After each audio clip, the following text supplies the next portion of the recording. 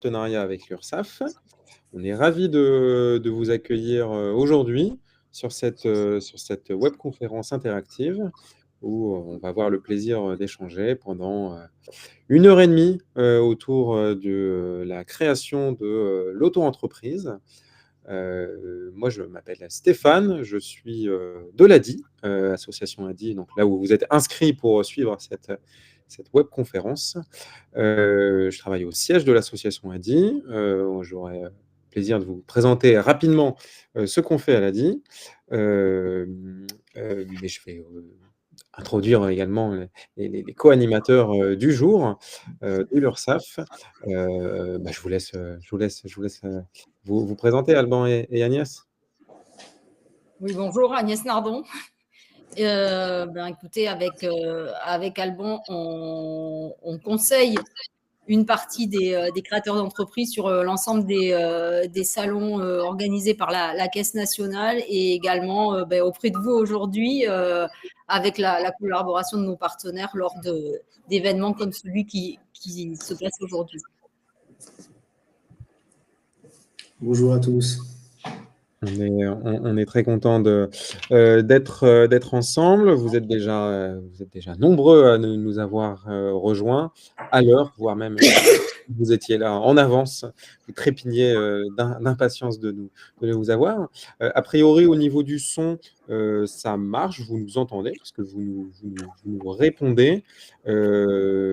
Si jamais vous avez un problème de son et que, par exemple, lorsque vous voyez qu'on parle, mais vous ne nous entendez pas, n'hésitez pas à le mettre dans le chat.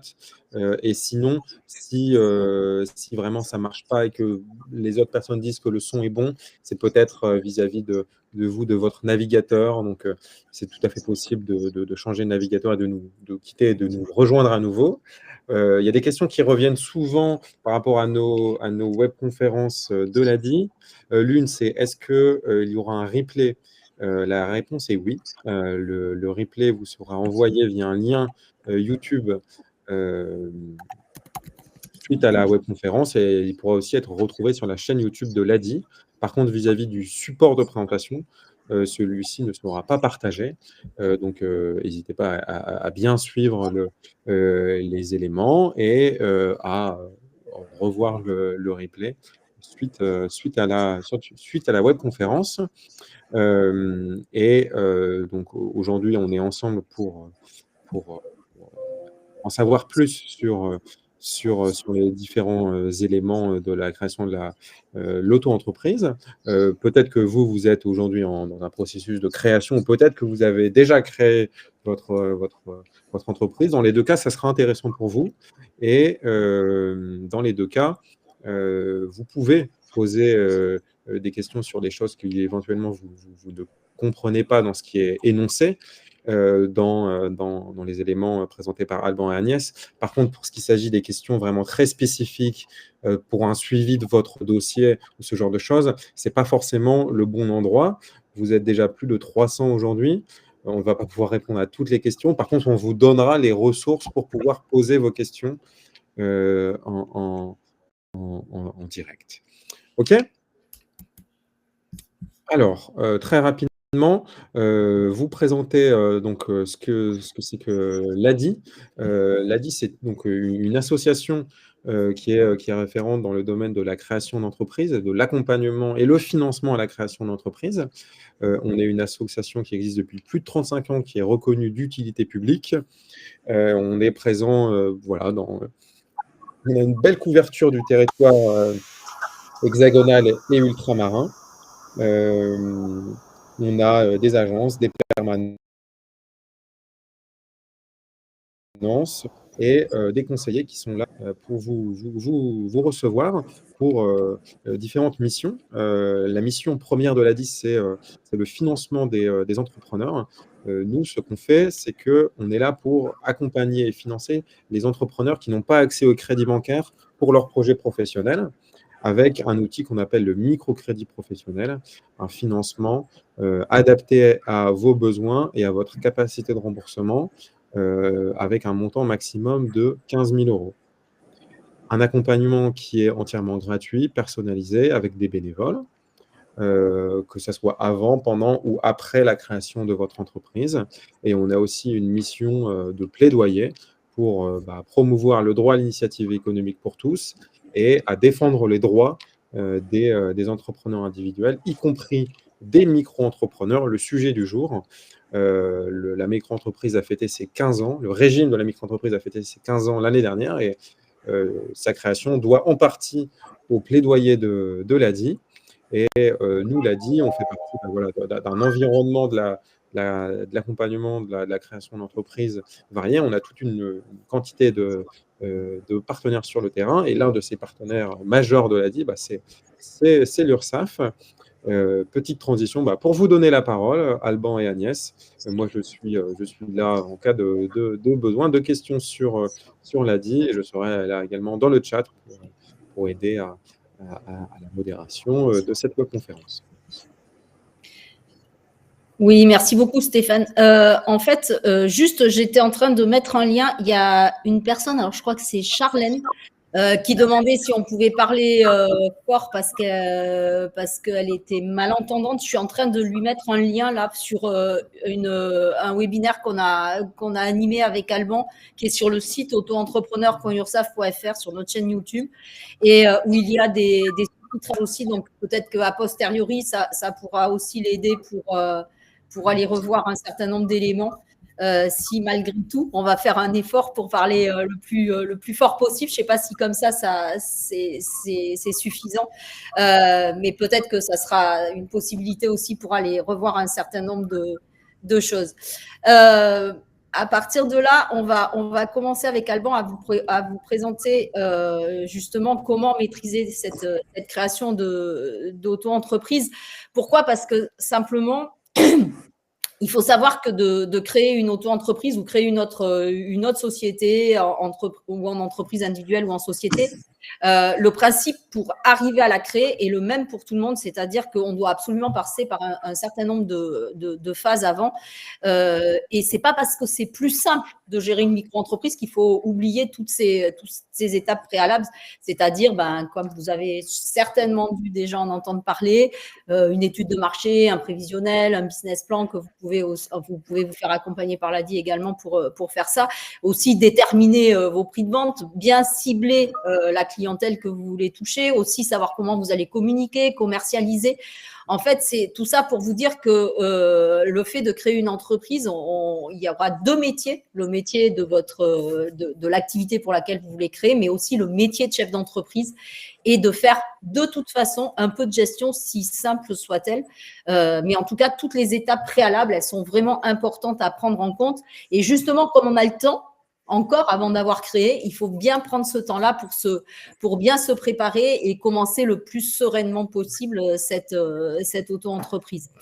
Une fois que ça s'est dit, avant de rentrer vraiment dans le vif du sujet de l'auto-entreprise, on va vous rappeler un certain nombre de missions de l'URSSAF, parce qu'on sait souvent qu'on paie, on ne sait pas souvent à quoi ça sert. Il faut savoir que l'URSSAF, en fait, une de ses missions principales, c'est de garantir le financement de la sécurité sociale, et ce pourquoi on a une protection sociale en France, puisqu'on a fêté les 80 ans début octobre. Ça a été mis en place après la Deuxième Guerre mondiale, justement pour, dans un certain nombre de mécanismes, en fait, de pouvoir avoir un système social et solidaire, que ce soit pour la maladie, que ce soit pour la maternité, la paternité, que ce soit également pour le logement, pour la famille, pour la retraite. Quand vous êtes salarié, pour l'assurance chômage. En fait, il faut savoir qu'une des missions principales et historiques, c'est que l'URSSAF va collecter toutes les cotisations et les contributions sociales des salariés du régime général et d'une grande partie des indépendants, et les reverser tous les jours auprès d'un certain nombre d'organismes qui vont vous verser justement ces prestations. Et donc, les plus importantes, bien évidemment, c'est la maladie, c'est la retraite, c'est la famille, c'est l'assurance chômage, c'est également l'autonomie. Et puis, on a après d'autres aussi reversements pour les maladies ou les accidents du travail, pour les transports publics, pour une partie du financement des primes d'activité, du RSA, des allocations logement, etc., pour le remboursement de la dette sociale également. Et en tout cas, grâce à tout ce mécanisme-là, eh bien, on a ce système social et solidaire que l'on connaît en France et qui est garantie par justement cette caisse nationale et ces 27 organismes de l'URSSAF qui sont implantés non seulement dans la métropole, mais également en Outre-mer. Je ne sais pas si on a aussi des personnes de l'Outre-mer aujourd'hui. D'ailleurs, ça sera bien de nous le dire s'il y a des personnes de l'Outre-mer, parce que dans ce cas-là, il y a un certain nombre de taux notamment qui ne sont pas les mêmes, et on pourra vous renvoyer sur des diaporamas avec des taux adaptés à l'Outre-mer. Cette collecte et ce reversement, on le fait donc à peu près pour 27 millions de salariés et une douzaine de millions d'employeurs. On a énormément de public également, puisqu'on va des artisans, des commerçants, des professions libérales, mais on a aussi les artistes-auteurs, on a aussi les marins, on a aussi les particuliers employeurs. En fait, on a énormément de public pour lesquels on fait ce système-là de collecte et de reversement. Alors, vous pourrez aller voir à quoi ça sert, ces cotisations. Ça vous sert tous les jours quand vous allez chez le médecin, quand vous avez besoin de médicaments, si vous êtes hospitalisé ou si vous êtes malade ou si vous attendez un bébé ou pour votre future retraite. Eh bien, tout ce mécanisme-là va se mettre en route pour que vous puissiez, au fur et à mesure, avoir une protection sociale qui soit la plus adaptée à votre situation. Alors après, une autre mission, c'est qu'on va accompagner les entreprises, non seulement au moment de la création d'entreprise, et on en parlera tout à l'heure, on a des offres de services spécifiques, et notamment aussi pour les auto-entrepreneurs, mais pas que au moment, puisque ensuite, on va vous suivre tout au long de la vie de votre entreprise, et on sera à vos côtés, et on sera bien un de vos partenaires. Et c'est ce qui est important aussi à retenir dans les bons moments comme dans les un peu plus difficiles à certains moments. Là aussi, on le verra avec Alban tout à l'heure.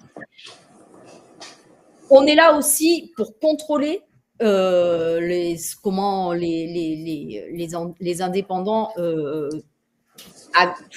maintiennent leur activité et exercent cette activité, et surtout pour garantir l'équité entre les différents acteurs publics. Donc, ça veut dire qu'on est là aussi pour la lutte contre la fraude et le travail dissimulé, ce qui est aussi quelque chose d'assez important dans ce système-là. On va commencer par les interlocuteurs. Alban, je te laisse la parole peut-être. Oui. Alors, en ce qui concerne vos interlocuteurs, on va voir qu'il y aura deux catégories principales, mais depuis 2020 et l'intégration des travailleurs indépendants au régime général, vous allez avoir trois interlocuteurs principaux en protection sociale qui seront les organismes du régime général. Alors, on parle des travailleurs indépendants puisque les auto-entrepreneurs font partie de la famille des travailleurs indépendants, et pour les activités artisanales, commerciales ou professions libérales non réglementées, eh bien, ces trois interlocuteurs seront les suivants.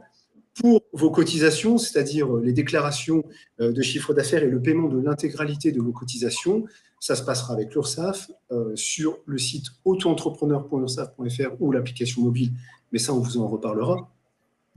Pour la santé, eh bien, c'est l'assurance maladie avec l'accès en ligne sur amélie.fr, et c'est cette caisse qui va assurer, qui assure probablement déjà votre couverture maladie pour vous et vos ayants droit.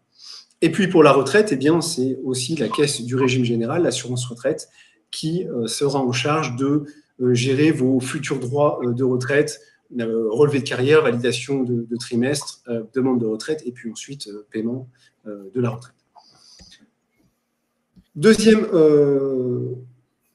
Deuxième point, précision pour les activités qui seront qui vont dépendre de la CIPAV, excusez-moi. Hop, je reprends le PowerPoint. Tac. Pour les activités qui vont dépendre de la CIPAV, dont vous trouvez d'ailleurs la liste intégrale sur le site de la CIPAV, alors je vous cite quelques exemples. On va avoir les ostéopathes, les architectes, les guides conférenciers, les psychologues, entre autres. Et donc, pour cette catégorie d'activités professionnelles libérales, donc relevant de la CIPAV, toujours 3 interlocuteurs, pas de changement pour vos cotisations, déclaration de chiffre d'affaires et paiement intégral de toutes vos cotisations auprès de l'URSSAF. Pour la santé, identique aussi, c'est l'assurance maladie qui assure votre couverture maladie. Mais en revanche, pour la retraite, eh bien, c'est cette caisse particulière, la CIPAV, qui sera en charge de la gestion de vos futurs, de votre carrière et de vos futurs droits de retraite.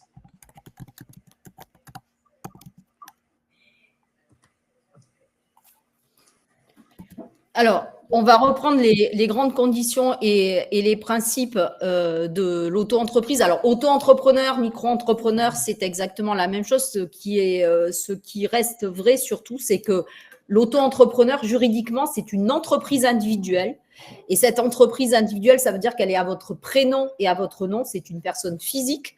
Même si vous avez le droit d'avoir un nom commercial, mais qui juridiquement n'aura aucune notion réglementaire, pour autant, cette entreprise individuelle, elle a des particularités. Elle est obligatoirement au régime fiscal de la micro-entreprise et de l'impôt sur le revenu. C'est un package et on ne peut pas avoir d'option, contrairement à d'autres formes de statut juridique où on est à un autre régime fiscal avec des options possibles. Ce régime fiscal, il a 4 grands principes. On va raisonner en chiffre d'affaires, c'est-à-dire que en fonction de votre activité et pour une année civile complète, vous ne pourrez pas dépasser les 188 700 € de chiffre d'affaires si vous exercez une activité de vente ou de fabrication, de transformation et de vente, et 77 700 € si vous êtes en prestation de services en BIC, en bénéfices industriels et commerciaux, ou en BNC, en bénéfices non commerciaux, ou une activité libérale qui est également en BNC, ainsi que toutes les activités qui relèvent de la CIPAV, qui sont de fait des professions libérales et donc relevant des bénéfices non commerciaux. Donc, on vous a fait un petit exemple puisque c'est pour une année civile complète. Vous voyez que si vous commencez en novembre, eh bien, on ne sera pas à 77 700 € par exemple pour une activité de prestation de services ou libérale, mais on sera à 12 985 €. Sur ce montant, pas trop d'inquiétude si vous le dépassez tout de suite. Pourquoi? Parce qu'il y aura, on le reverra, mais il y a une tolérance de 2 ans pour dépasser ces seuils. Donc, il y a pas trop de crainte par rapport à ça. Et il faut savoir également que autant vous n'avez le droit d'avoir qu'une seule auto-entreprise, parce qu'encore une fois, c'est une personne physique, mais dans cette auto-entreprise, vous pouvez avoir plusieurs activités. Et vous pouvez très bien avoir une activité qui relève de la vente, mais également une activité qui relève, par exemple, d'une prestation de service. Dans ce cas-là, on ne va pas cumuler les chiffres d'affaires, mais ce sera bien 188 700 € globalement de chiffre d'affaires, dont 77 700 € pour la prestation de service ou l'activité libérale. Ça veut dire quoi? Ça veut dire qu'il restera à peu près 101 000 € pour la partie vente. Donc ça, c'est vraiment important à savoir. En revanche, encore une fois, et c'est souvent des questions qui nous sont posées, vous pouvez avoir une auto-entreprise avec plusieurs activités, même si ces activités n'ont pas de lien forcément entre elles. Deuxième grand principe, on est en franchise de TVA. Alors, vous avez dû en entendre parler beaucoup cette année. Il y a eu pas mal de remous sur cette TVA. C'est encore en discussion pour l'année 2026. En tout cas, ce qui est vrai aujourd'hui, c'est que on a aussi des seuils de TVA. C'est-à-dire que dans un premier temps, on est en franchise de TVA. Ça veut dire que je ne vais pas facturer de TVA à mes clients. Donc, je fais des factures avec la mention d'un article spécifique qui est l'article 293B du Code général des impôts qui me permet de faire des factures sans TVA. Et puis, parce que mon chiffre d'affaires a augmenté, ça va augmenter, ça c'est plutôt la bonne nouvelle, je vais avoir 2 seuils. Soit je vais dépasser, là aussi pour une année civile complète ou en proratisation, un peu sur le principe du chiffre d'affaires, je vais dépasser pour la vente 93 500 € cette année ou 41 250. Et là, dès que mes factures dépassent ce montant-là, je suis obligée de facturer la TVA à mes clients. Donc, je demande au service des impôts des entreprises d'activer mon numéro afin de aussi pouvoir le préciser sur mes factures. Et je vais donc faire des factures avec un montant hors taxe, un montant de TVA, un montant TTC. Et ça va être de la TVA collectée. Dès que je commence à facturer de la TVA à mes clients, je peux la récupérer sur les achats professionnels, bien sûr, que je vais faire. Par exemple, j'achète du matériel ou quoi pour 1 200 €, il y a 200 € de TVA dessus, et puis j'ai facturé de la TVA à mes clients pour peut-être 500 €. Ben, ce que je vais reverser aux impôts, ça sera 500 € de TVA collectée moins 200 € de TVA déductible, et je vais reverser 300 € auprès du service des impôts des entreprises. Ça, c'est si je dépasse ces montants-là dans l'année. Et puis, il y a un seuil de tolérance, on va dire, c'est-à-dire que si dans la vente, je suis entre 85 000 et 93 500, et pour les prestations de services entre 37 500 et 41 250, je vais pouvoir rester jusqu'à la fin de l'année, à partir du moment où je ne dépasse pas ces seuils-là, en franchise de TVA. En revanche, dès le 1er janvier de l'année suivante, je serai obligée de facturer la TVA dès ma première facture. Donc, tout ça, c'est ce qui existe aujourd'hui. Vous le savez, hein, on est en pleine discussion de la loi de financement de la sécurité sociale, du budget. Donc, on attend vraiment que tout soit voté pour savoir si ce sera sur ce même principe, même s'il y avait des changements de montant, mais sur ce même principe l'année prochaine ou pas. Il faudra donc suivre nos sites également quand toutes les lois seront vraiment publiées et qu'éventuellement il y aura des décrets d'application. Eh bien, on mettra les dernières réglementations qui seront en vigueur. Et puis, les 2 dernières conditions, c'est qu'on ne déduit aucune charge, même pas un billet de transport ou même pas l'achat de quoi que ce soit. On ne déduit absolument rien du tout. C'était un peu une question au départ. On ne va pas déduire les charges, donc on ne déduira pas non plus les assurances, on ne déduira pas non plus les médiateurs de la consommation, on ne déduira absolument rien du tout, et on n'amortit pas le matériel. Ça, ce sont les 4 grands principes de l'auto-entreprise. Une fois qu'on est prêt et qu'on a fait toutes les formalités, qu'on est sûr de pouvoir créer cette entreprise, on va immatriculer son entreprise sur le guichet unique de l'INPI, puisqu'aujourd'hui, c'est le seul site en ligne qui permet de faire l'ensemble des formalités, que ce soit immatriculation, modification ou cessation. Attention, une modification, ça peut être juste je déménage, et je déménage même juste dans la même rue. C'est une modification à faire sur le site de l'INPI, puisque en fait, toutes ces formalités vont être transmises à l'ensemble des organismes qui doivent connaître la création de votre entreprise, et pour que ces organismes puissent prendre contact également avec vous. Donc, aujourd'hui, il n'y a plus que ce guichet unique de l'INPI, et également, vous serez intégré dans un nouveau registre qui a été créé en même temps que le guichet unique de l'INPI en 2023, sur le registre national des entreprises. C'est-à-dire qu'aujourd'hui, quand on vous demande la preuve comme quoi votre entreprise a bien été créée, vous pouvez tout à fait transmettre un extrait RNE, un extrait registre national des entreprises, que vous pouvez retrouver sur data.inpi.fr. À partir de la 2e année, si vous avez dépassé un chiffre d'affaires de 5 000 €, eh bien, pour ceux qui relèveront soit d'une activité commerce ou artisanale, vous aurez des taxes complémentaires au niveau des chambres de métiers ou des chambres de commerce, qui seront de toute façon calculées comme tout le reste automatiquement par l'URSSAF à partir de la déclaration de votre chiffre d'affaires hors taxe. Et ça, c'est aussi une précision, parce qu'il y a souvent des confusions. Même si à un moment donné, vous facturez la TVA à vos clients, eh bien, ce que vous allez déclarer, que ce soit à l'URSSAF, aux impôts, à France Travail si vous êtes demandeur d'emploi indemnisé, ou à la CAF si vous avez des prestations, ça sera toujours le chiffre d'affaires hors taxe. Pour le reste de l'immatriculation, pour certaines professions, notamment artisanales, vous avez la chambre de métier qui, au moment de l'immatriculation, de la validation, va jouer le rôle de contrôle pour savoir si vous avez le diplôme adapté ou les années d'expérience. Il faut 3 ans d'années d'expérience pour certaines activités si vous n'avez pas le diplôme adapté.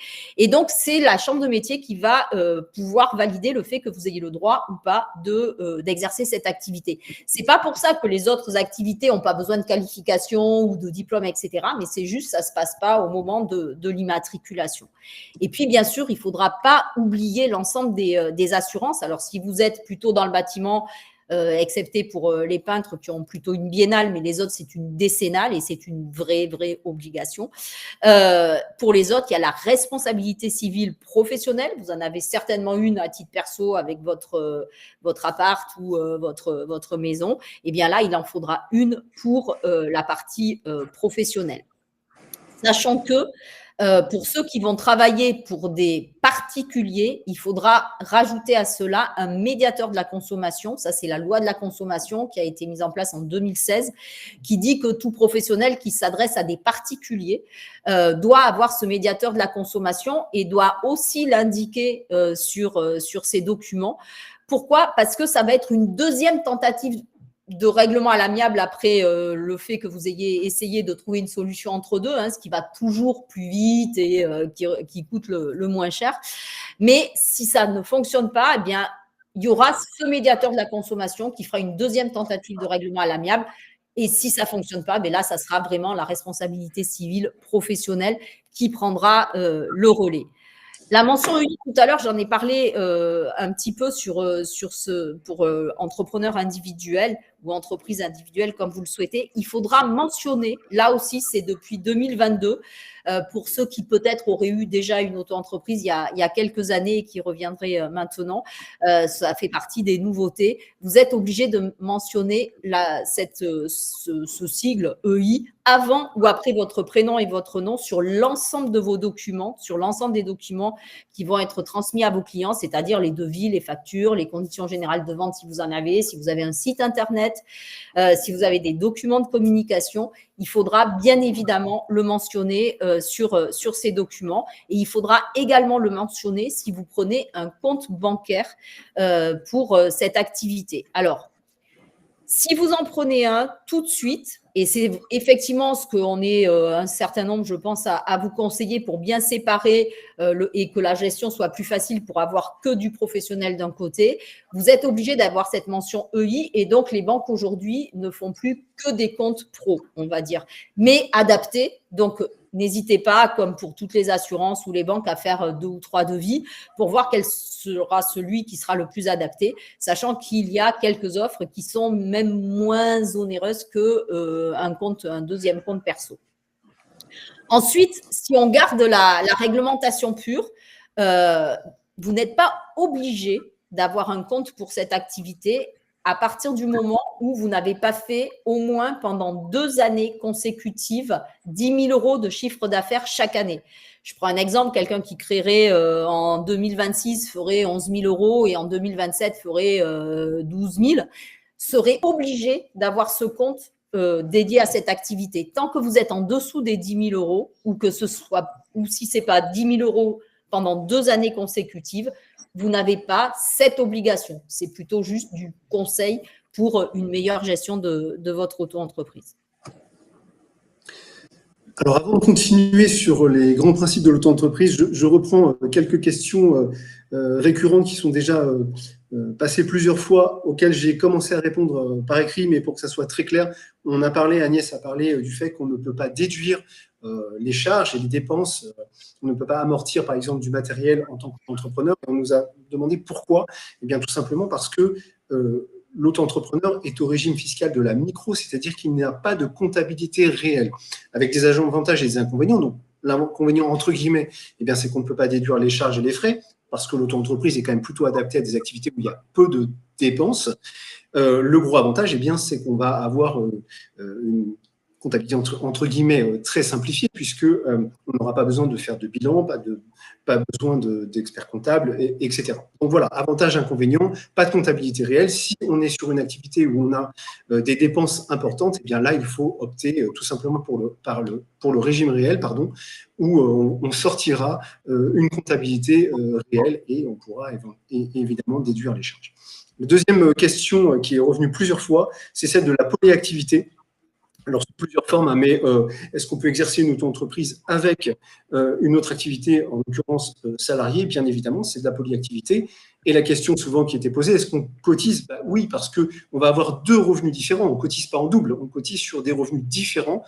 salarié, c'est l'employeur qui paye les charges sur la partie du salaire. Et en tant qu'auto-entrepreneur, eh bien, vous avez un nouveau revenu. Vous êtes votre propre employeur et vous paierez des cotisations sur ce nouveau revenu, sachant que les droits en retraite en particulier et aussi indemnités journalières en cas d'arrêt maladie seront cumulés sur l'ensemble de ces revenus. Voilà, je voulais juste repréciser à l'oral ces deux questions qui sont revenues plusieurs fois.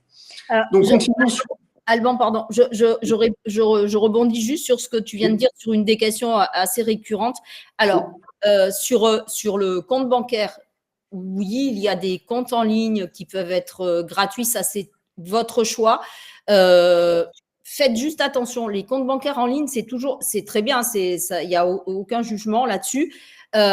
Il faut juste avoir besoin de rien en général. C'est que quand vous commencez professionnellement à avoir des besoins un peu plus de conseils ou un peu plus conséquents, c'est toujours un peu plus compliqué. Enfin, en tout cas, c'est les retours que l'on a. Par ailleurs, si vous créez, ça c'était pour Sylvie Fanon, c'est si vous créez un compte pour l'activité auto-entrepreneur avec la mention EI, en tout cas, toutes les banques physiques, je dirais, ce sera toujours qu'un compte professionnel puisque cette mention EI fait que ça devient vraiment un compte professionnel. Si c'était une société, ça serait EURL, SARL, SAS, etc. C'est le même principe. Donc, on est vraiment dans cette professionnalisation. Et cette mention EI, c'est pas que pour faire joli. Il y a des vraies règles qui ont été mises en place en 2022 derrière ça pour encore mieux séparer le perso du pro, etc., etc. Donc, il y a aussi des avantages à cela. Mais après, si vous souhaitez avoir des comptes en ligne pro gratuits, ça, c'est votre choix, il n'y a aucun souci. Alors, on va continuer. Il y a des questions sur le calcul des cotisations, ne vous inquiétez pas, on va y venir, il faut qu'on avance et on va bien sûr venir sur ce point-là. Donc, sur les grands principes, le calcul et le paiement justement des cotisations en tant qu'auto-entrepreneur, donc au régime micro, ça sera soit chaque mois ou chaque trimestre, ça sera au choix. Ça, vous allez opter au moment de votre immatriculation. Vous pourrez changer en cours de route. Et ce calcul va se faire sur la base d'un pourcentage forfaitaire appliqué au chiffre d'affaires réalisé. Je le rappelle, le chiffre d'affaires, c'est l'ensemble des recettes, tout qui rentre dans la caisse de l'entreprise sans aucune déduction. Donc, le pourcentage de cotisation appliquée au chiffre d'affaires va comprendre l'intégralité des cotisations d'assurance maladie, indemnité journalière en cas d'arrêt maladie, invalidité décès, allocation familiale, retraite de base et retraite complémentaire obligatoire. Vous cotisez bien aux deux niveaux et la CSG CRDS, auquel on va aussi ajouter une contribution à la formation. C'était une des questions. Vous allez payer un tout petit pourcentage de votre chiffre d'affaires qui diffère selon la nature de l'activité. 0,10% pour les commerçants, 0,20% pour les professions libérales et 0,30% pour les artisans. Ensuite, le slide. Toujours dans ces grands principes, vous allez avoir une option, donc ce n'est pas obligatoire, vous allez pouvoir opter pour le versement libératoire de l'impôt sur le revenu. Le principe, c'est de pouvoir payer en même temps que vos cotisations sociales, dont je viens de parler, ce forfait social, eh bien, la partie de l'impôt appliquée à votre chiffre d'affaires directement auprès de l'URSSAF que nous reversons au centre des impôts.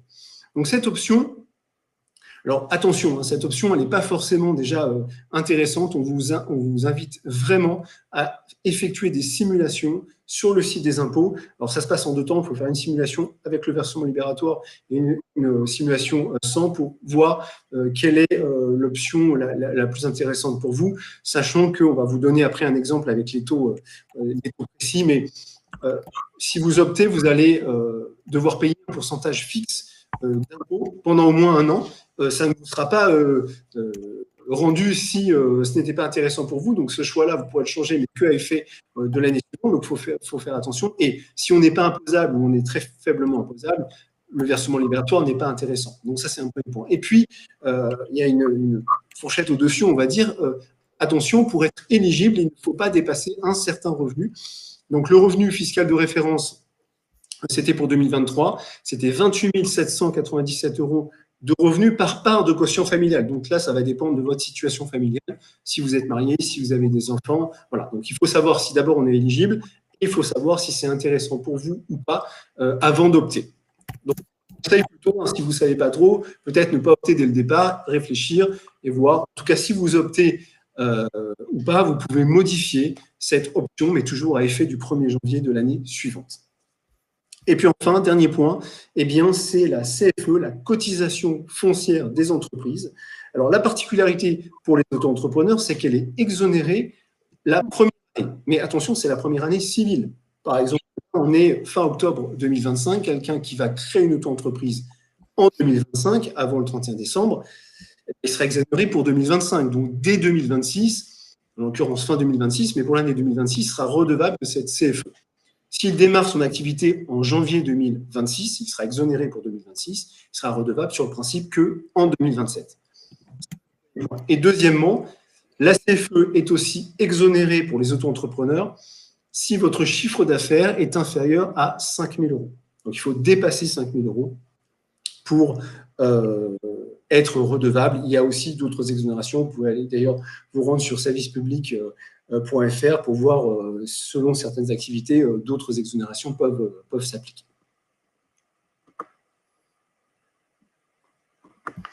Avant de passer à l'ACRE, je vais répondre à une question par rapport au nom de l'entreprise. Je l'ai dit au début et on le répète. Une auto-entreprise, juridiquement, c'est une entreprise individuelle, c'est-à-dire une personne physique. Ça veut dire que réglementairement, elle est obligatoirement à votre prénom et à votre nom. Et aujourd'hui, avec la mention EI avant ou après ce prénom et ce nom. Que vous puissiez donner par tolérance un nom commercial à cette activité, c'est une possibilité. Pour autant, sur l'ensemble des documents officiels, vous êtes obligé d'avoir votre prénom et votre nom parce qu'autrement, juridiquement, ça ne sert à rien.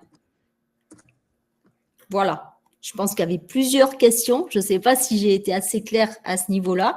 Donc, il peut y avoir ce nom commercial que vous allez choisir. Pour autant, il faudra quand même que soit précisé votre prénom et votre nom. C'est une obligation et en plus avec cette mention EI avant ou après.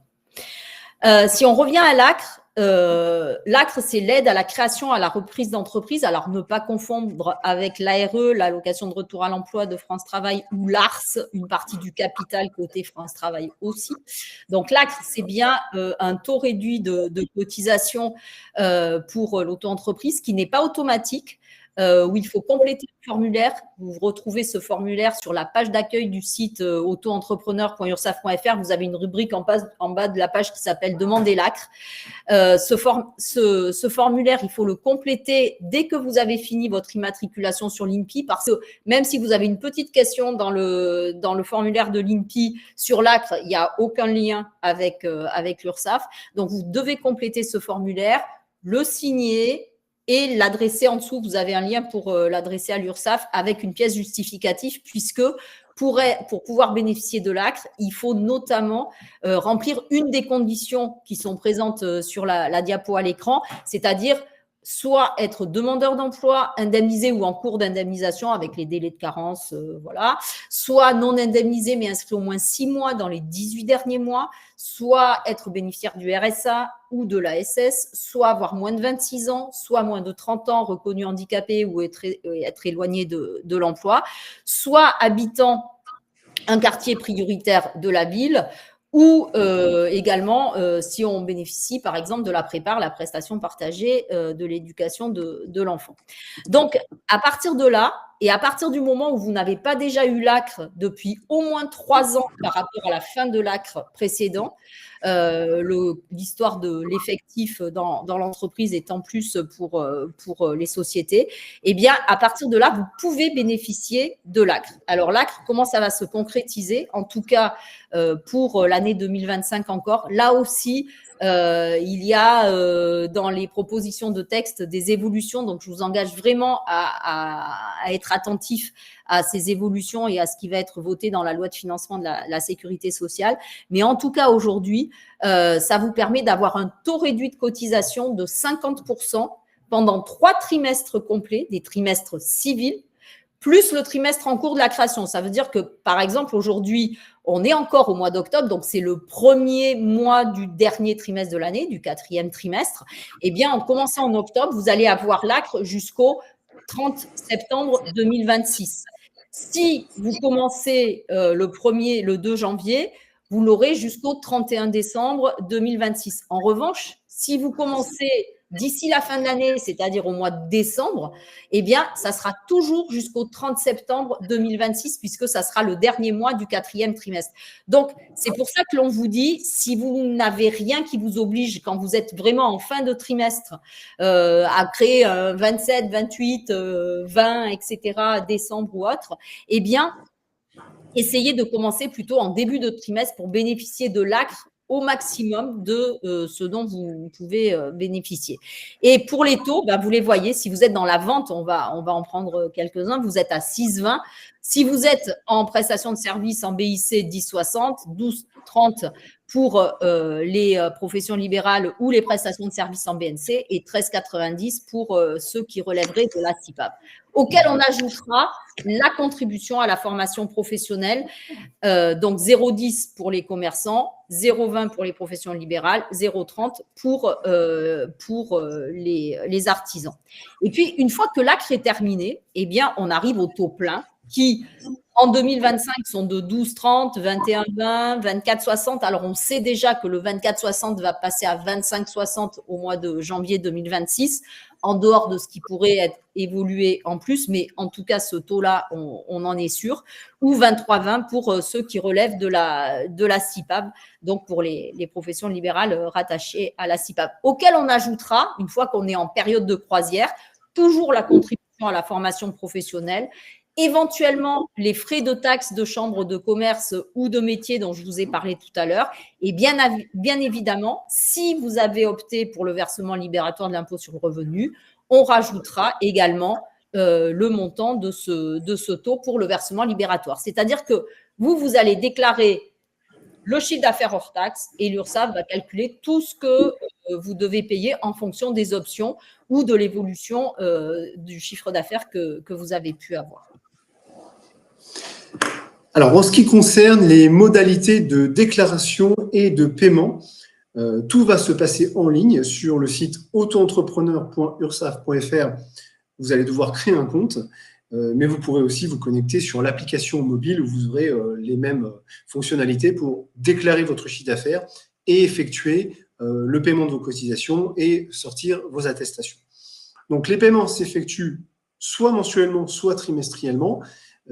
On l'a dit, on le redit, si vous êtes demandeur d'emploi inscrit à France Travail, il faut impérativement choisir la déclaration mensuelle parce que vous aurez à fournir des justificatifs mensuels à France Travail. Autre information très importante, c'est que la déclaration du chiffre d'affaires est obligatoire, quel que soit le montant du chiffre d'affaires.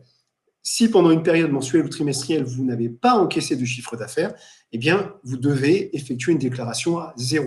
Comme ça, toutes vos déclarations sont remplies. La première déclaration, ça c'est la particularité en début d'activité, puisqu'on va vous laisser au moins 90 jours, mais ça peut être beaucoup plus lors de la première déclaration. Ça va dépendre si vous êtes en mensuel ou en trimestriel. Mais on va prendre l'exemple d'un mensuel, une création en octobre en mensuel. Eh bien, il y aura d'abord les 4 premiers mois, octobre, novembre, décembre, janvier. C'est au mois de février, au plus tard, que vous aurez à effectuer la régularisation de ces 4 déclarations. Mais vous pourrez bien sûr anticiper ces déclarations sur le site dès lors que vous aurez reçu l'attestation d'affiliation de l'URSSAF. Et bien là, via votre espace en ligne, vous pourrez anticiper ces déclarations. Mais au démarrage, vous aurez au moins donc 4 mois pour effectuer vos déclarations. Puis ensuite, rythme de croisière. Et bien le mois de février, vous le déclarerez en mars. Le mois de mars en avril, et ainsi de suite. C'est toujours le mois suivant qu'on va déclarer le mois échu.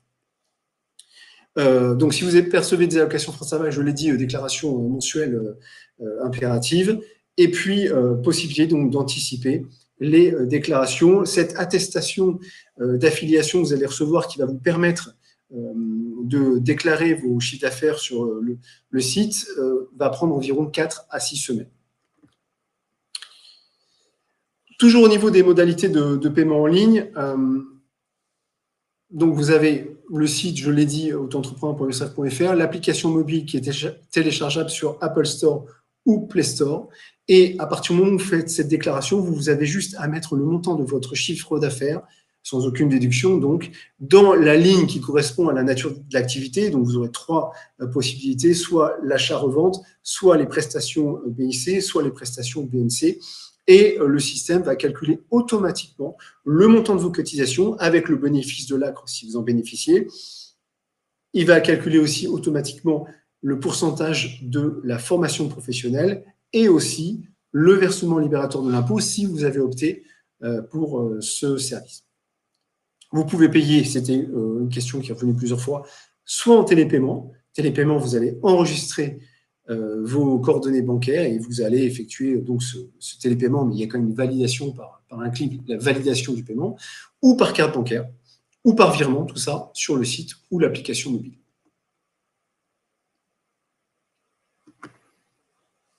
Je vais reprendre la parole, je vais juste répondre à 2-3 questions en attendant de commencer parce qu'on a un peu les mêmes questions. Alors, quand vous commencez, on verra après ce que vous allez recevoir comme document, mais dans tous les cas, dans un premier temps, vous ne pouvez pas faire vos déclarations tout de suite, et Alban l'a dit, sur le site ou sur l'appli mobile.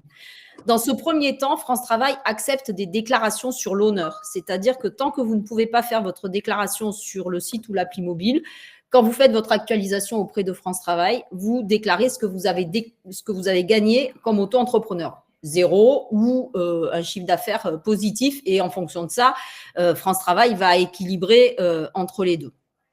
Évidemment que une fois que vous commencez, que vous avez cette attestation d'affiliation à l'URSSAF et que vous pouvez créer votre compte en ligne sur le site, vous pouvez faire votre déclaration. L'idée, c'est de faire votre déclaration sur le site auto-entrepreneur, récupérer immédiatement un justificatif, aller faire votre actualisation sur France Travail et joindre cette actualisation.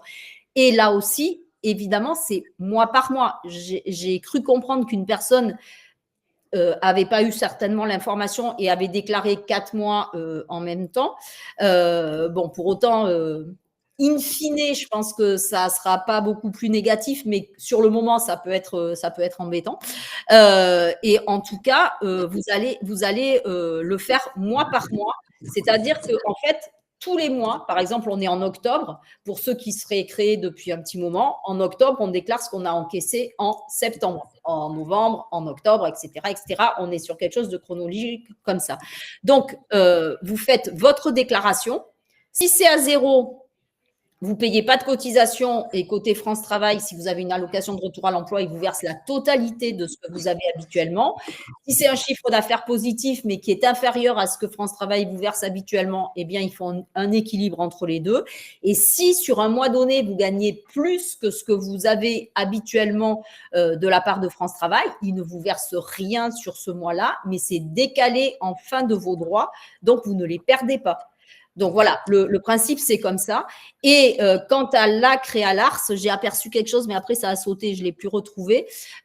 Si vous voulez bénéficier de l'ARS, qui est donc une partie du capital, c'est 60% du capital restant versé en 2 fois sur certaines conditions. Une première fois, les 30% au moment de la création et 30% 6 mois plus tard. Si vous n'avez pas repris de CDI à temps plein, si vous n'avez pas changé d'activité, si France Travail considère que c'est une vraie activité que vous développez, etc., eh bien, vous êtes obligé d'avoir l'ACRE pour bénéficier de l'ARS. Donc, n'oubliez pas de faire cette demande sur le site auto-entrepreneur de l'ACRE pour pouvoir éventuellement bénéficier de cette partie du capital auprès de France Travail. Voilà pour France Travail et pour la partie URSSAF avec l'ACRE. On va arriver vers les prestations. Alors, au niveau de l'assurance maladie, pour tous ceux qui sont à Amélie, ça va pas changer grand-chose sur une grande partie. Pour les autres, il y aura cette bascule également. Il faut savoir que vous avez des prestations, c'est complètement universel. Donc, quel que soit en fait votre statut, vous allez avoir le même remboursement Sécu pour, par exemple, les prestations nature que sont une consultation chez un médecin, chez un ophtalmo, chez un dentiste, etc. Si vous avez besoin d'acheter des médicaments avec une ordonnance ou si vous êtes obligé d'être hospitalisé, la base Sécu de remboursement, ce sera la même que ce que vous aviez quand vous étiez salarié. Ce qui vient compléter ces prestations en nature, c'est la mutuelle. La complémentaire santé, vous l'appelez comme vous le souhaitez. Donc là, il y a plusieurs cas. Soit vous en avez déjà une, soit vous êtes encore salarié parallèlement et du coup, vous en avez déjà une, soit vous êtes peut-être couvert par une autre personne. Et donc là, si vous créez une activité indépendante, c'est bien de vous rapprocher de la mutuelle pour dire « je crée une activité non salariée, est-ce que ça change quelque chose ?» Il vaut mieux le savoir avant, si ça doit être le cas. Soit vous êtes en portabilité, pour ceux qui auraient quitté leur entreprise assez récemment et qui bénéficieraient de cette portabilité. Là aussi, n'hésitez pas à demander à votre mutuelle comment ça se passe si vous créez une entreprise indépendante, parce que dans certains cas de portabilité, je n'ai pas dit toutes, mais dans certains cas de portabilité, la portabilité peut s'arrêter à partir du moment où vous créez une entreprise. Donc là aussi, il vaut mieux le savoir avant. En revanche, vous avez des prestations qui ne sont pas du tout comme quand on est salarié, que ce soit sur la manière de calculer ou sur le nombre, sur la temporalité. Ce sont les indemnités journalières maladie. Par exemple, quand vous êtes salarié, c'est calculé sur les 3 derniers mois.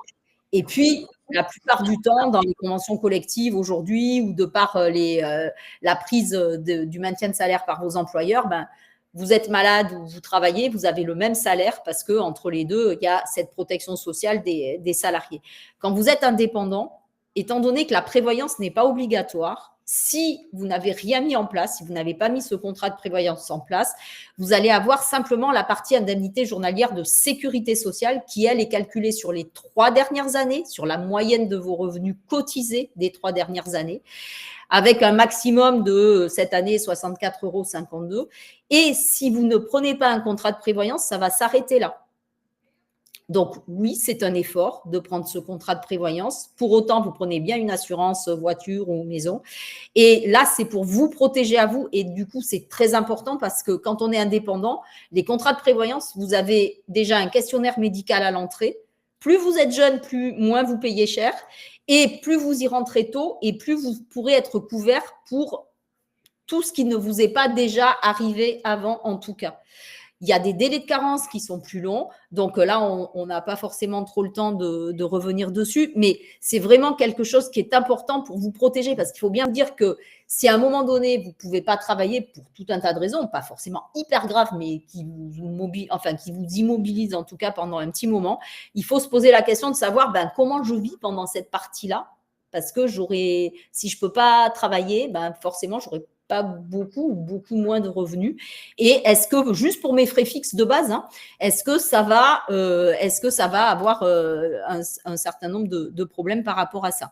Donc, ce contrat de prévoyance, on verra avec Alban qu'il est global sur 3 principes. C'est pour la partie incapacité de travail globalement, qui recouvre les indemnités journalières maladie, mais également l'invalidité et voire le décès. Côté paternité, maternité, par contre, c'est exactement, on va dire, la même chose. Il y a même un petit plus pour les mamans non salariées que pour les salariés. C'est le même simulateur sur Amélie, c'est le même nombre de jours pour les papas, le même nombre de semaines pour les mamans, etc., etc. C'est le même montant en fonction de ce que vous avez gagné, parce que ça, ce sont des indemnités journalières qui sont liées à vos revenus. Et si vous avez droit à la totalité des indemnités journalières maternité, notamment, vous aurez droit également à une allocation forfaitaire de repos maternel qui peut aller jusqu'à, si vous avez le taux plein, qui va jusqu'à 1 mois du plafond de la sécurité sociale. Donc, on est à peu près à 4 000 €. C'est toujours un petit plus quand on a un bébé, ou quand on l'attend, puisque c'est versé en 2 fois, une partie au 7e mois et une partie à la naissance du bébé. Concernant les accidents du travail, les maladies professionnelles, là encore une fois, dans ce principe des travailleurs non salariés qui ont toujours préféré avoir une protection sociale un peu à la carte et de pouvoir ajouter des contrats par la suite pour ne pas être obligé de tout payer tout de suite de manière obligatoire, eh bien, il n'y a rien de précis et il n'y a rien d'obligatoire pour ces accidents du travail, ces maladies professionnelles. Alors, l'avantage d'être en France, c'est que les frais de santé sont pris en charge, que si vous avez gagné de l'argent, vous avez droit à des indemnités journalières maladie, que si vous avez pris un contrat de prévoyance, vous aurez le complément par votre prévoyance. Mais quand on est salarié, d'abord, ce taux accident du travail, il est pris en totalité par l'employeur. Et il y a des particularités. La Sécu prend la totalité des dépenses, etc., etc. Il y a des prestations complémentaires. Et si on veut avoir à peu près la même chose quand on est non salarié, il faut prendre une assurance volontaire auprès de la caisse primaire d'assurance maladie. Il y a quelqu'un qui peut délivrer ça pour avoir ce complément. Là, encore une fois, on le sait très bien, comme vous êtes auto-entrepreneur et que vous pouvez déduire aucune charge, ce qui ne serait pas le cas d'une autre entreprise, essayez au moins, dans un premier temps, de prendre un contrat de prévoyance, même pas forcément énorme, mais rentrez dedans tant que vous êtes le mieux possible, on va dire, et le plus jeune aussi. Et vous pourrez toujours prendre des options ou faire progresser, faire évoluer ce contrat pour avoir de meilleurs remboursements. Mais l'idée, c'est de vraiment savoir ce que cela couvre ou pas. Donc là aussi, plusieurs devis. Quelles sont les exclusions? Pas que le prix, parce que quelquefois, le prix, oui, il est très bas, mais si on n'a rien en face, ce n'est pas très intéressant quand même. Donc, faites bien attention à ces contrats que vous prenez en parallèle. Côté retraite. En ce qui concerne la retraite, eh bien, il faut d'abord savoir que la retraite, c'est 3 niveaux de cotisation. La retraite de base, la retraite complémentaire obligatoire, puis des retraites complémentaires facultatives. À titre obligatoire, et donc, quand entrepreneur, vous cotisez aux 2 premiers niveaux, la retraite de base et la retraite complémentaire obligatoire. En ce qui concerne la retraite de base, celle qui valide les trimestres de retraite et qui va donc permettre d'ouvrir le droit de retraite, l'information générale à connaître, c'est que ce régime est aligné au régime des salariés depuis 1973, donc ça fait 52 ans que c'est aligné. Ça veut dire que c'est la même formule de calcul. Donc, contrairement à beaucoup d'idées reçues, quand on va être indépendant, quelle que soit la forme juridique, le régime fiscal, et donc, entre autres, les auto-entrepreneurs, on ne va pas avoir plus ou moins de retraite que les salariés, puisque la formule de calcul va être la même. Mais la formule de calcul va se baser sur le revenu professionnel moyen déclaré au cours des 25 meilleures années. Alors, on l'avait mis sur le slide précédent, mais c'est la même chose. Pour la retraite, eh bien, le calcul va se faire sur le chiffre d'affaires moins l'abattement fiscal forfaitaire, puisque votre revenu, ce n'est pas votre chiffre d'affaires. Comme vous n'avez pas de comptabilité, il n'y a pas de revenu net, eh bien, les impôts vous appliquent cet abattement forfaitaire.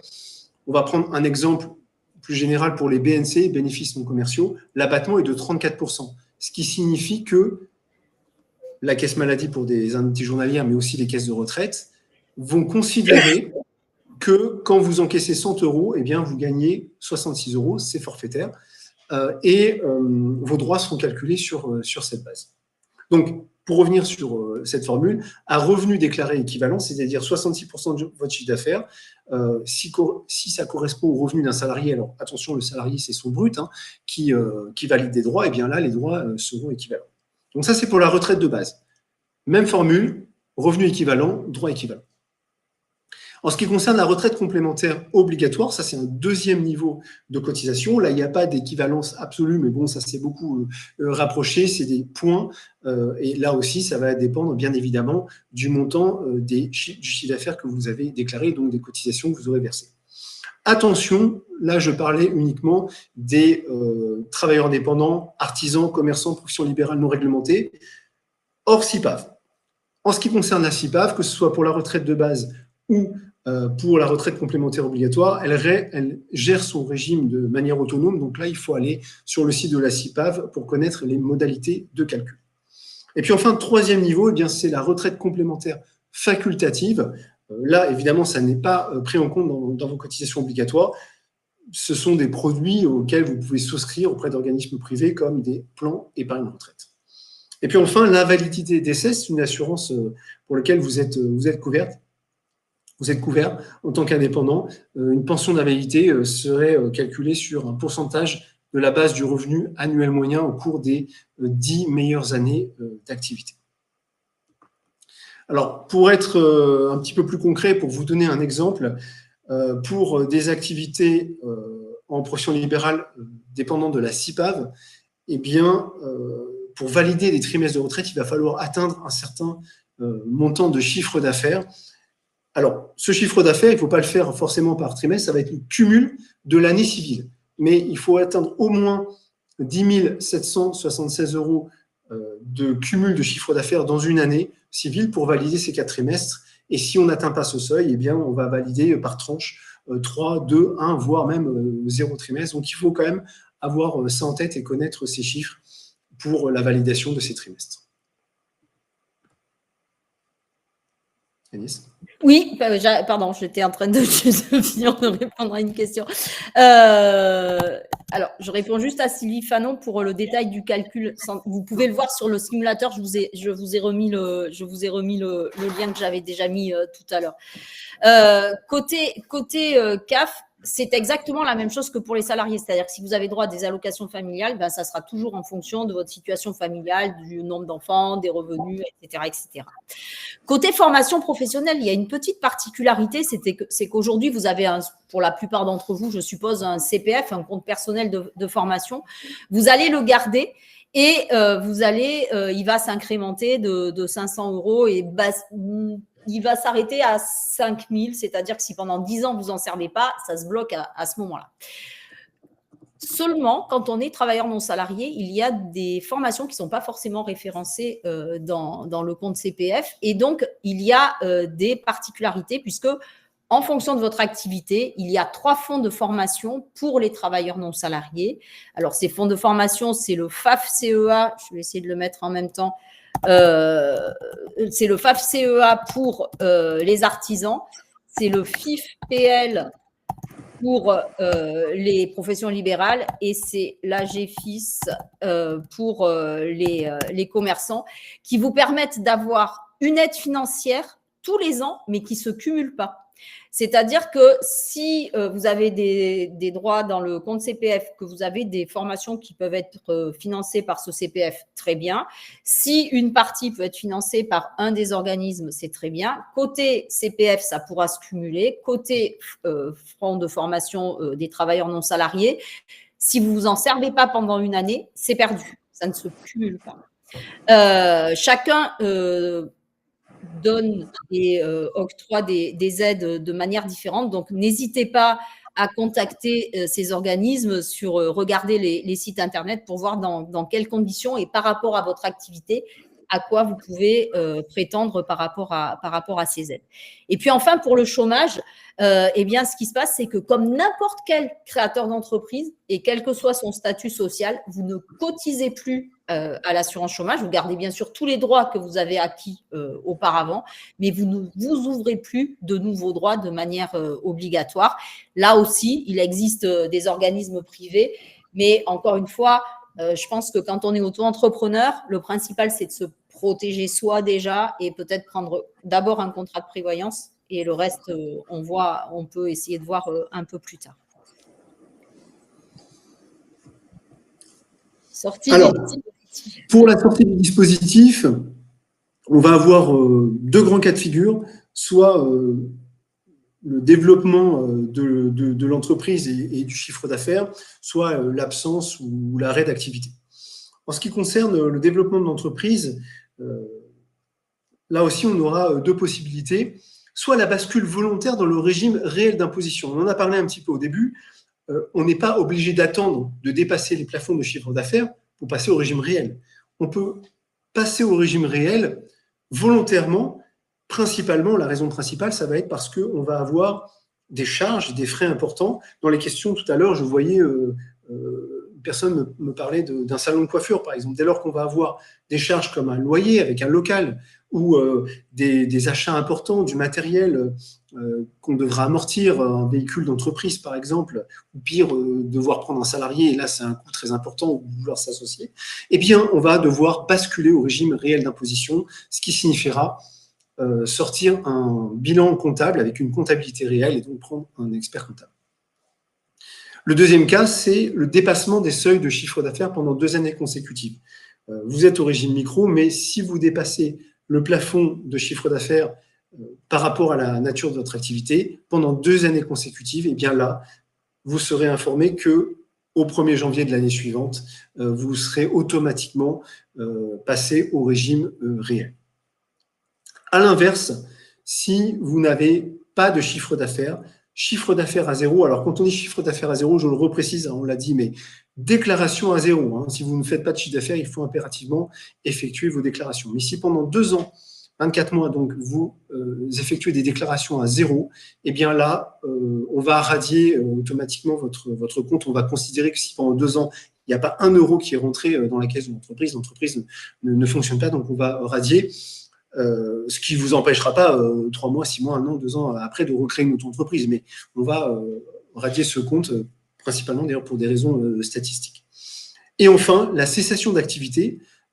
Si vous arrêtez votre activité, eh bien, il faut impérativement retourner sur le guichet unique de l'INPI, formalité.entreprise.gouv.fr, pour enregistrer votre cessation d'activité. Vous allez mettre la date d'effet et ainsi tous les organismes concernés par cette cessation seront informés, en premier lieu l'INSEE, mais aussi le Centre des impôts, l'URSSAF, la Caisse retraite, la Caisse maladie. Donc ça, c'est très important. Hein. Formalité, on en avait parlé pour les créations, bien évidemment. On en a parlé dans les questions pour les modifications, des adjonctions d'activité, mais pour la cessation d'activité, impératif de retourner sur le guichet unique de l'INPI. Alors là aussi, je réponds à 2-3 petites questions.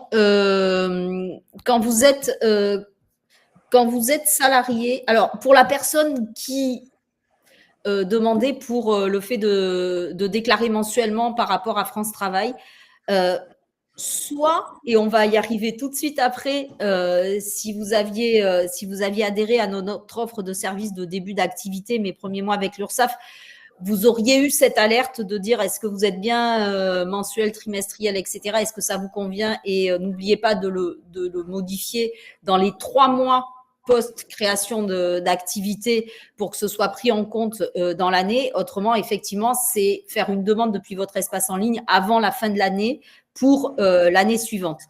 En revanche, n'hésitez pas, on ne sait jamais, à toujours faire une demande depuis votre espace en ligne si vraiment vous êtes dans une grande difficulté. Bon, là, maintenant, on est presque à la fin de l'année, donc je ne suis pas sûre que ça vaille encore le coup de faire cette demande-là pour l'année prochaine, enfin, avant l'année prochaine. Mais encore une fois, c'est vraiment ou dans les 3 mois de la création d'entreprise ou après, c'est une demande à faire pour l'année suivante. Pour le cumul des... j'ai vu... pardon. Pour le cumul des prestats quand on est salarié à temps complet, voilà. Et qu'on est... Alors, pour la retraite, en fait, forcément, si vous validez déjà vos 4 trimestres de retraite avec un emploi salarié, vous n'aurez pas plus de 4 trimestres dans l'année parce qu'il y en a 4. Donc, ça. En revanche, tout ce qui va se cumuler au niveau des montants, ça fera toujours un plus pour le calcul in fine de votre pension de retraite. C'est-à-dire que le nombre de trimestres, il sera toujours de 4, mais plus vous aurez… C'est un peu comme si vous me disiez en début d'année, j'ai tel salaire, et à la fin de l'année, j'ai un salaire beaucoup plus important. Et bien, ça sera toujours mieux d'avoir un salaire plus important. Mais là, c'est un petit peu le même principe. Et je dirais même qu'au niveau du cumul, si on a un temps très partiel d'un côté et une activité auto-entrepreneur que l'on démarre, et que de aucun des deux côtés, on ne peut valider 4 trimestres, et bien là, effectivement, on va cumuler et vous allez très bien pouvoir, par exemple, valider 2 trimestres d'un côté ou 2 trimestres de l'autre. Après, autant vous avez des cumuls comme ça de cotisations qui vont vous permettre d'avoir plus soit d'indemnité journalière maladie, par exemple, ou pour la retraite, encore une fois. Autant vous en avez, effectivement, quand vous allez en consultation chez un médecin, vous ne serez pas remboursé 2 fois. Voilà. Pour le coup, c'est assez logique, en fait. Mais il y a effectivement des prestations qui vont se cumuler. Donc, on en était au service en ligne. Vraiment, je pense qu'on a essayé, vu les retours qu'on a, plutôt c'est… je reste sur les services en ligne. Donc, L'idée, c'est que vraiment, vos espaces en ligne vous permettent d'être le plus autonome possible. Alors, je voyais quelqu'un tout à l'heure qui disait, moi, je suis pas du tout à l'aise avec ça, qui sait avec qui on peut se faire aider. Alors, vous avez toujours, hein, bien sûr, des prestataires qui peuvent vous aider, soit des structures, soit des experts comptables ou autres.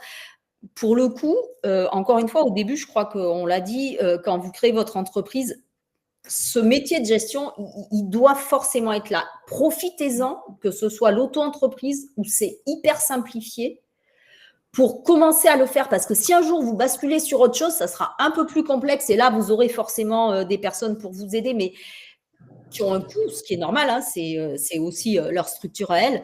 Mais là, en fait, vous avez quoi? Vous avez un livre entrée-dépenses, vous avez des factures à faire, vous avez une déclaration par mois, vous avez à vérifier si vous allez devoir payer de la TVA ou pas. Et dans tous les cas, vous avez vos structures d'accompagnement qui peuvent vous aider d'une manière ou d'une autre. Là, vous avez l'ADI qui vous accompagne, qui peuvent vous donner aussi des informations sur la totalité.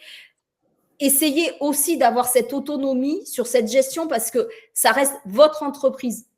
Et c'est toujours important de savoir où on en est. Et très honnêtement, moi, j'en connais, enfin, avec Alban, on en connaît beaucoup qui étaient pas des grands férus forcément de la gestion au départ, hein, ce qu'on n'est pas forcément à la naissance. Eh bien, franchement, si on prend le temps de le faire au moins une ou deux fois correctement, c'est un réflexe à avoir et vous verrez que vous trouverez ça hyper facile au final. Vraiment, il n'y a pas trop de sujets. Donc, pour la gestion côté URSSAF, on a essayé de simplifier au maximum. Vous avez soit un site, soit une appli mobile. Et vous allez retrouver dessus, par exemple, votre calendrier de déclaration, votre historique de déclaration, le fait que vous allez pouvoir déclarer et payer votre chiffre d'affaires, bien évidemment. Vous allez pouvoir aussi, si à un moment donné, vous êtes un petit peu en délicatesse avec votre compte bancaire, même si ça ne devrait pas arriver, parce qu'encore une fois, vous déclarez que le chiffre d'affaires hors taxe encaissé. Donc, ça ne devrait pas vous poser de problème pour payer les cotisations. Mais bon, quelquefois, on peut avoir un impératif, etc. Vous pourrez faire ces demandes de délai sur le site de l'URSSAF directement. Et puis, vous pourrez aussi télécharger des attestations. Alors, il y en a pas mal, vous le voyez à l'écran. Il y en a une qui est vraiment, qui vous sera demandée assez souvent, c'est l'attestation de vigilance.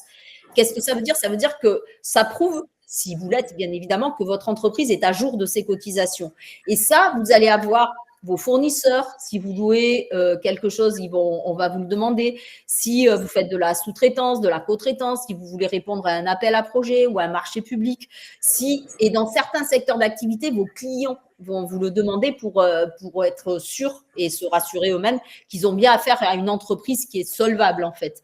Donc, sur ces attestations de vigilance, il y a un numéro. Donc, la personne qui vous demande cette attestation, elle peut aller vérifier sur le site ursaf.fr pour voir si c'est une vraie attestation, parce que malheureusement, voilà, il y en a toujours des fausses qui traînent par-ci, par-là. Donc, c'est vraiment important de faire ça. Donc, ça veut dire que vous pourrez aussi échanger avec nous. Donc, au maximum, on simplifie vraiment pour vos déclarations. On va vous envoyer 2 mails avant la date d'échéance pour dire attention, n'oubliez pas la déclaration parce que, comme disait Alban, même à 0, elle est obligatoire. Donc, tout ça, c'est important. Et donc, il faut bien prendre en compte ces services en ligne sur votre espace en ligne.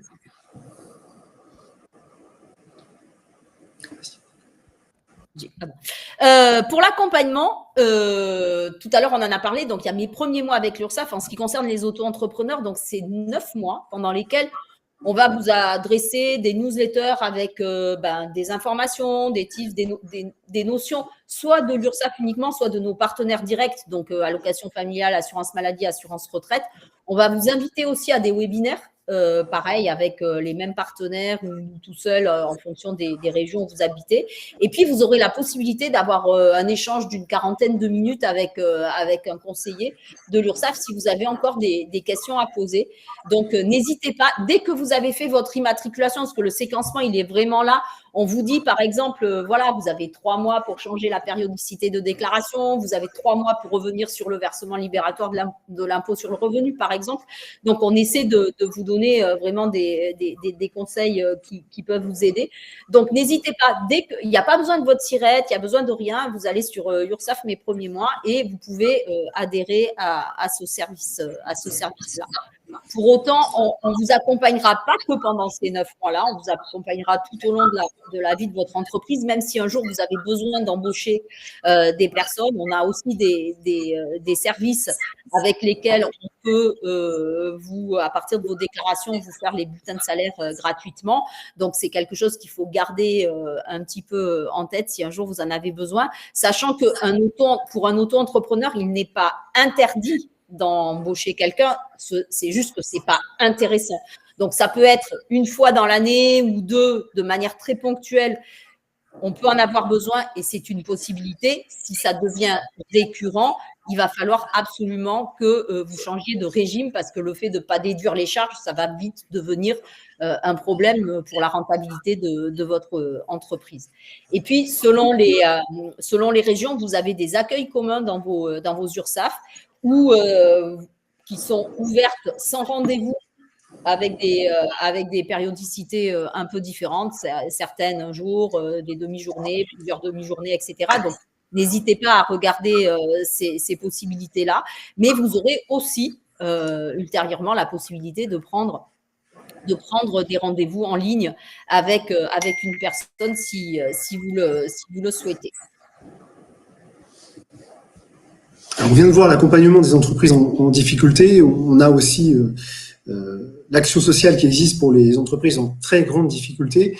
Il faut savoir que tous les organismes de protection sociale ont ce genre de services déployés, l'assurance maladie, entre autres, l'assurance retraite aussi. Et puis, en ce qui concerne l'URSSAF, eh bien, alors on vous le dit maintenant, vous êtes en phase de création, donc vous n'êtes pas censé être concerné directement, mais on vous en informe parce que ça peut vous arriver, évidemment, on ne vous le souhaite pas, mais au cours de votre activité. Si vous êtes en difficulté, Agnès l'a dit, il faut d'abord vous manifester auprès de nos services. On peut mettre en place des délais de paiement, etc. On peut mettre en place un certain nombre de choses. Mais si cela ne suffit pas, eh bien, vous pouvez saisir l'action sociale, monter un dossier. Là, c'est vraiment du cas par cas. Et si l'entreprise est en très grande difficulté, on pourra prendre en charge une partie des cotisations ou octroyer une aide financière exceptionnelle. Il faut savoir aussi que la CIPAV a aussi un service de fonds d'action sociale.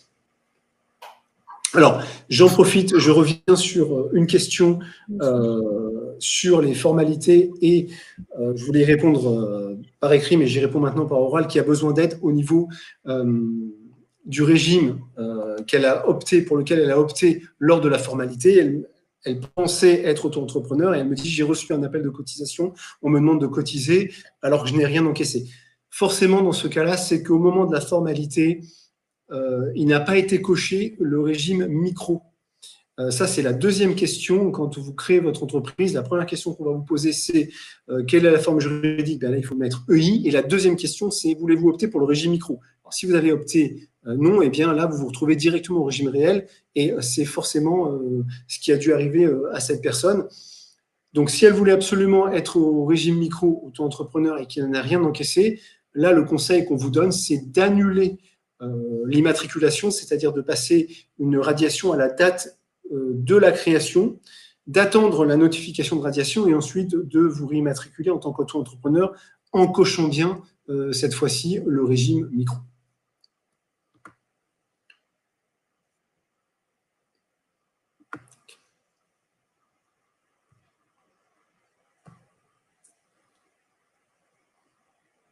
Agnès ? Ah, ton micro est coupé. Pardon, il s'est parmi. Voilà. L'idée, c'est que pour la dernière ligne avant l'action sociale, c'était de dire, quand on n'a même pas encore créé, de voir des entreprises en difficulté, on se dit, c'est pas très cool de parler de ça. C'est pas sur le fait d'être cool ou pas cool, c'est juste pour que vous ayez le réflexe. Honnêtement, avoir des difficultés quand on a une entreprise, des petites, des grandes, ça arrive, c'est comme dans la vie. Ça arrive, il y a des hauts, des bas, c'est comme ça. La seule chose, c'est de dire, c'est pas grave, à partir du moment où je ne fais pas l'autruche, où j'en parle tout de suite, et Alban l'a repris, c'est vraiment important de nous contacter ou de contacter les impôts si c'est côté impôts, enfin de contacter, de voir qu'est-ce qu'on peut mettre en place, est-ce qu'il y a une solution, si ce n'est pas nous, avec nos partenaires, etc., etc. En tout cas, c'est vraiment de ne pas rester tout seul. C'est pas grave, c'est pas une honte, ça arrive à tout le monde. Le principe, c'est de savoir comment je m'en sors le plus rapidement possible et comme ça, je passe à autre chose. Donc, vraiment, ayez ce réflexe de ne pas vous recroqueviller sur vous, de ne pas vous dire « ça va passer, je ne fais rien », ça ne passe pas en fait. Quand voilà. Si vous avez des dettes ou comme ça, on ne va pas les oublier. Donc, il vaut mieux s'en occuper tout de suite et essayer de trouver la solution pour voir ce qu'on peut faire dès le plus rapidement possible. Ça, c'est vraiment important de voir ça. Voilà, ça c'était pour cette partie-là. Je voudrais juste revenir sur deux choses. Alors, à partir de quel pourcentage de charge par rapport au CA, il est conseillé de passer au réel? Alors, ça va être en fonction de votre activité. C'est-à-dire qu'on a tendance à dire que si, dès que vous faites votre prévisionnel, votre business plan, etc., si vous voyez que le pourcentage des charges versus votre chiffre d'affaires est supérieur à 34% si vous êtes en activité en BNC, à 50 si vous êtes en prestation de service en BIC, à 71 si vous êtes dans la vente, c'est que déjà, il y a de fortes chances que, même si avec l'ACRE au départ, etc., il y a de fortes chances que ce soit très rapidement pas intéressant pour vous. Ça veut dire que vous avez beaucoup trop de charges à côté. Alban l'a dit au début, l'auto-entreprise, le mieux, le plus adapté, c'est quand on a pratiquement zéro de charge. Ça, c'est nickel. Voilà, déjà, si c'est une grosse alerte, si vous atteignez déjà ces pourcentages-là. Donc, ça, c'était pour cette question. Ça, c'était, je crois, avec Alix. Et il y avait une question avec Sylvie. Et si j'ai cessé mon activité depuis plusieurs mois sans l'avoir encore déclarée, c'est-à-dire que je pense que j'ai compris, mais ça veut dire que vous aviez commencé à exercer votre activité, vous avez peut-être encaissé du chiffre d'affaires ou autre, mais vous n'avez jamais fait la déclaration d'immatriculation et vous voudriez recommencer quelque chose ou c'est pas du tout ça? Parce qu'autrement, je ne comprends pas trop ce que c'est. Donc, voilà, n'hésitez pas à répondre dans le chat. On essaiera de mieux répondre à la question à ce moment-là. Côté mobilité internationale, en fait, l'idée, c'est de dire si, au cours de votre activité, vous avez l'opportunité ou le besoin de partir à l'étranger, que ce soit pour aller sur un salon, pour chercher des nouveautés, pour aller chercher du matériel, des matières premières, pour aller voir un client, etc. Eh bien, il faut savoir qu'il y a un service de mobilité internationale au niveau de l'URSSAF et qu'en fonction des pays où vous allez aller, on a des accords bilatéraux, on a des accords du fait d'être communauté européenne ou avec des pays vraiment limitrophes qui vont faire que vous allez avoir un document avec vous qui fera que s'il vous arrive quelque chose dans ces pays étrangers, eh bien, au niveau de votre protection sociale, en tout cas, ça sera mieux cadré. C'est toujours plus simple. Donc, n'hésitez pas. Vous avez une rubrique dans votre espace en ligne qui s'appelle « Je pars travailler à l'étranger ». N'hésitez pas à nous contacter. Selon les pays, il y a des dérogations à demander. N'oubliez pas qu'ils ne sont pas obligés de répondre en 24 heures. Donc, essayez d'anticiper ça. Et puis, on peut avoir aussi des pays avec lesquels on n'a pas du tout d'accord bilatéral. Donc, vous pouvez déjà aller voir sur le site que je suis en train de mettre dans le chat, qui est le Centre de liaison européenne internationale de sécurité sociale, qui vous permet de voir si déjà on a des accords ou pas, et de voir après avec notre service pour voir qu'est-ce que vous devez faire et qu'est-ce que vous devez avoir comme document si vous partez à l'étranger. Alors, au niveau des contacts pour les auto-entrepreneurs, vous allez pouvoir, bien sûr, on l'a dit depuis le début, faites attention, le site officiel, c'est bien celui où il y a URSSAF dans l'URL, donc c'est bien auto-entrepreneur.ursaf.fr. Ensuite, vous pouvez toujours prendre un rendez-vous. Vous avez une page de prise de rendez-vous pour pouvoir le faire. Et si vous souhaitez nous joindre, eh bien, c'est au 36 98. C'est un service gratuit plus un prix d'appel. Et pour les indépendants ou les assimilés salariés, bon, dont on n'a pas parlé aujourd'hui, mais parce que ce n'était pas le sujet. Vous avez toujours le site internet URSAF, www.ursaf.fr. Donc là, c'est pour tous ceux qui ne sont pas auto-entrepreneurs, donc au régime réel. Rendez-vous toujours via votre espace en ligne. Et un numéro pour les travailleurs non salariés TNS 3698 et pour les assimilés salariés 3957. Hop là, Jean. Quelques liens, quelques sites. Alors, notre chaîne YouTube principalement, parce que vous allez retrouver, Agnès, vous avez déjà donné un lien sur la conférence auto-entrepreneur avec les sous-titres. Et là, vous retrouvez beaucoup de vidéos type conférence entre 45 minutes et 1 heure sur les différents publics, auto-entrepreneurs, artisans, commerçants, professions libérales. Vous avez notre compte Instagram, le compte LinkedIn, X, TikTok, où vous retrouvez un certain nombre d'informations. Et puis, quelques sites utiles. Donc, le site auto-entrepreneur.ursaf.fr, évidemment, ça va être votre site incontournable pour faire vos déclarations et vos paiements. Mais le site URSAF.fr, si vous n'êtes pas auto-entrepreneur, le site service-public.fr, parce que c'est une base d'informations très, très importante et solide. Voilà, et puis ensuite d'autres sites, évidemment, amélie.fr pour la maladie, par exemple, ou la CAF, tout ça, on l'a déjà cité. Parfait. Merci à vous. On arrive au terme de cette webconférence qui a été très riche. Merci pour vos nombreuses questions et également votre efficacité, Alban et Agnès, dans la tenue de cette webconférence. Je vous mets juste le lien pour en savoir plus sur l'accompagnement de l'ADI dans le chat. De toute façon, bon, j'imagine que vous connaissez notre site puisque vous avez rejoint cette webconférence en vous inscrivant. N'hésitez pas à consulter un petit peu ce que l'ADI peut proposer en termes de financement et d'accompagnement. Concernant nos webconférences, on en organise 1 à 2 par semaine. Vous pouvez les retrouver et on a également un nombre d'ateliers dans nos agences ou dans des permanences un petit peu partout en France. Merci pour vos retours nombreux de remerciements qui vont directement à Alban et Agnès et aussi aux personnes qui ont préparé ce support. Merci à tout le monde. Comme je le disais, vous aurez suite à cette webconférence un petit mail qui sera envoyé à votre adresse une fois que le replay sera mis sur notre chaîne. Vous pourrez revoir ça. Vous pouvez aussi consulter la chaîne YouTube de l'ADI. Voilà, un grand merci à nouveau. On vous souhaite une bonne suite, une bonne après-midi à tous et toutes. Merci beaucoup et bonne réussite à tous. Au revoir, à bientôt. Ouais.